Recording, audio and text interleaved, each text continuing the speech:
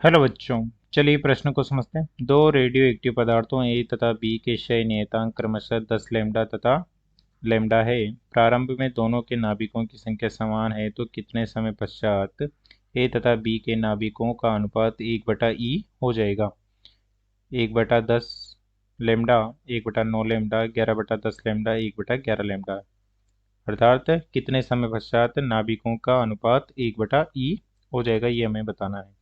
हमें समय की गणना करनी है।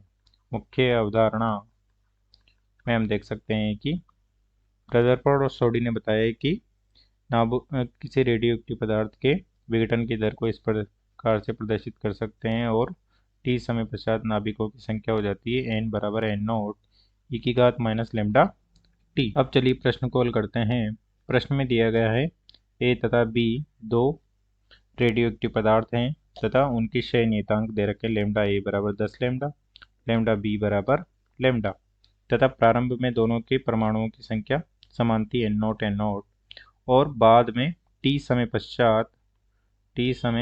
पश्चात उनके नाभिकों की संख्या का अनुपात हो जाता है Na/Nb का मान हो जाता है 1/E। तो हमें बताना है कि ये टी समय कितना है। तो इसे हम लिख सकते हैं Na/Nb को हम लिख सकते हैं n0 ई की घात माइनस लैम्डा ए टी, और ये हो जाएगा लैम्डा बी एन बी हो जाएगा n0 ई की घात माइनस लैम्डा बी टी बराबर हो जाएगा 1/E। क्योंकि प्रारंभ में परमाणुओं की संख्या समान थी तो हमने दोनों के लिए n0 लिखा है, तो ये कट जाएगा, n0 से n0 कट जाएगा और ये हो जाएगा लैम्डा ए का मान रख देंगे हम इसमें और लैम्डा बी का मान रख देंगे, तो ये हो जाएगा ई की घात माइनस लैम्डा और ये है 10 लैम्डा टी और बटे में हो जाएगा ई की घात माइनस लैम्डा टी बराबर हो जाएगा 1/E। तो ये हो जाएगा ई की घात 9 -9 लैम्डा टी बराबर हो जाएगा ई की घात -1।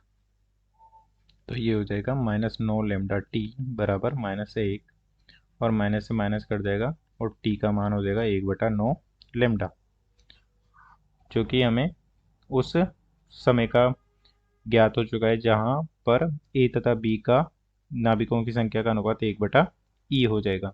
अतः दिए गए प्रश्न का सही उत्तर हो जाएगा विकल्प बी 1/9 लैम्डा। अतः दिए गए प्रश्न को हमने हल कर दिया है। आशा करते हैं आपको समझ में आया होगा। धन्यवाद।